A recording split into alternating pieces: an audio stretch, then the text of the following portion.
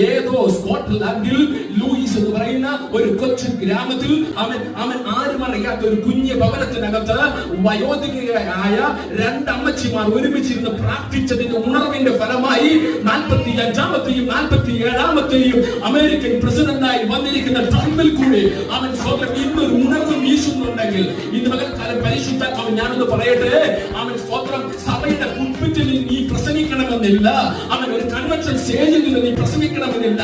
നിന്റെ മുറിക്കകത്തിരുന്ന് നീ ദൈവത്തോട് സംസാരിക്കുന്ന സംസാരങ്ങളുണ്ടല്ലോ, ദീർഘ ദൂര പ്രവാഹമാക്കി മാറ്റുവാൻ എന്റെ ദൈവത്തെ കൊണ്ട് സാധിക്കുമെന്ന് പരിശുദ്ധാത്മാവ് ആലോചന പറയുകയാണ്. കരയുന്ന മാതാവേ, കരയുന്ന പിതാവേ, നിന്റെ മുറിക്കകത്ത് നീ ഒഴുക്കിയ കണ്ണുനീരുകൾ വർഷങ്ങൾ കഴിഞ്ഞാലും വെറുതെയായി പോകത്തില്ല. നിന്റെ മരണത്തിന് മുമ്പ് നിന്റെ മുമ്പിൽ വഴി തുറന്ന് വാഗ്ദത്തത്തെ കാണിച്ചു തരുന്ന ദൈവമാണ് നമ്മുടെ ദൈവമെന്ന് പരിശുദ്ധാത്മാവ് ആലോചന പറയുകയാണ്.